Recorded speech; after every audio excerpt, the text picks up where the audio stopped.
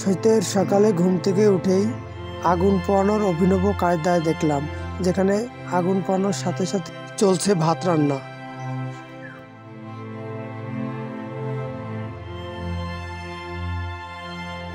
আগুন পোহানো সেরে চলে গেলাম বিলের দিকে। আজকে ধান রোয়ার পালা, ধান চাষের কাজ পুরোদমে শুরু হয়েছে, কিন্তু আবহাওয়ার যা অবস্থা, চারিদিকে শুধু কুয়াশা আর কুয়াশা, অন্ধকার।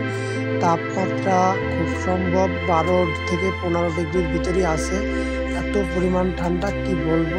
আর চারিদিক প্রচুর অন্ধকার, প্রচুর, কিচ্ছু দেখা যাচ্ছে না। যেদিকেই তাকাই শুধু ধুধু করা কুয়াশা আর কুয়াশা। তো কুয়াশার ভিতর আমি একটু হাঁটাহাঁটি করলাম, দেখলাম যে এই কুয়াশার ভিতর কি জমিতে নামা যাবে, কাজ করা যাবে কি না। তো চিন্তা ভাবনা করে দেখলাম কোনোভাবেই এই কুয়াশায় কাজ করা সম্ভব না। হঠাৎ করে দেখলাম এই কুয়াশার ভিতর একজন মানুষ দূরে কাজ করতে নেমে গেছে। সে আলকাসা ঠিক করতেছে এবং সামনে ভাবলাম যে সে কি করতেছে, সামনের দিকে আগায় যাই দেখার জন্য। গিয়ে দেখলাম তিনি বাঁশই হাতে নিছে, কারণ তিনি এখন বাঁশই দিবেন। পাশেই দেখতেছি কিছু মানুষ পাতও উঠাইতেছে, যেগুলো আজকে হয়তোবা রোয়ার জন্য তারা প্রসেসিং করতেছে।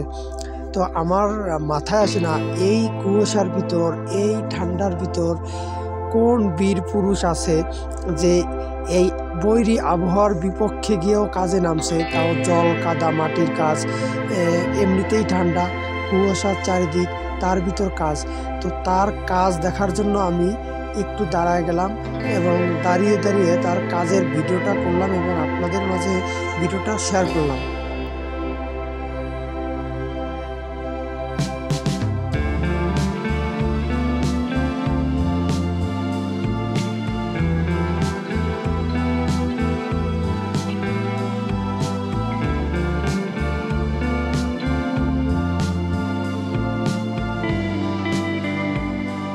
আমার ভিডিও করা দেখে সে লজ্জা পেল এবং আমার কাছে প্রশ্ন করছে, কী করিস? আমি বললাম, তুমি কাজ করতেছো তার ভিডিও করতেছি, কোনো সমস্যা?